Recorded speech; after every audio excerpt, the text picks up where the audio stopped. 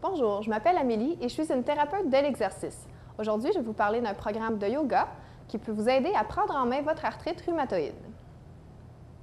Avant de commencer un programme de yoga, il est important de consulter son médecin pour s'assurer que notre santé est assez bonne pour ce programme. Il faut aussi éviter les positions qui augmentent votre douleur. Prenez des pauses si nécessaire et n'oubliez pas que la plupart des positions sont modifiables. Si vous ressentez une douleur modérée à sévère, arrêtez votre séance d'activité physique pour la journée et attendez que la douleur soit disparue avant de recommencer le programme. Le yoga est efficace pour l'arthrite rhumatoïde puisqu'il améliore la force de préhension, il réduit le nombre d'articulations inflammées ou douloureuses, ainsi qu'il améliore l'état fonctionnel. Par exemple, M. Charbonneau a 43 ans. Il a récemment décidé de partir sa propre compagnie de rénovation intérieure. Il aime beaucoup travailler lui-même sur différents projets et avec son équipe. Son arthrite rhumatoïde affecte sa force de préhension ainsi que sa flexibilité. Ceci lui nuit lorsqu'il doit utiliser des outils et lorsqu'il doit se tenir dans différentes positions.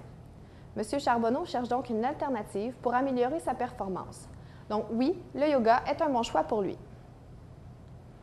M. Charbonneau a consulté le site Internet de Prendre en main votre arthrite et comprend qu'il peut suivre un programme de yoga pour améliorer sa force de préhension.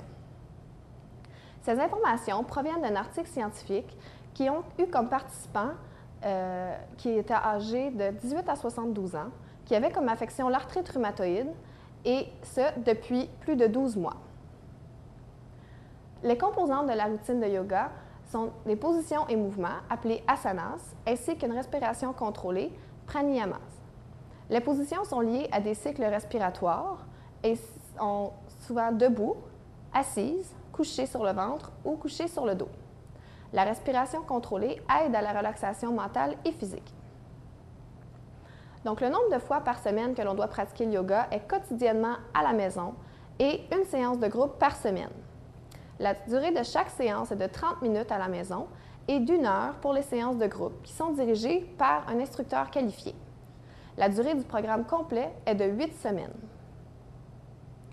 Donc, les positions, asanas, sont les positions du palmier, du guerrier, du pied levé, du cadavre, la position facile, position du demi-arc, du demi-locuste, triangulaire du palmier, position de la demi-roue, position du pont, position du poisson, du chat, la position tête aux genoux, du cobra, triangulaire, des 2 angles, du relâchement du vent, la position du crocodile, position oscillante, de l'arbre, du demi-lotus et endormi.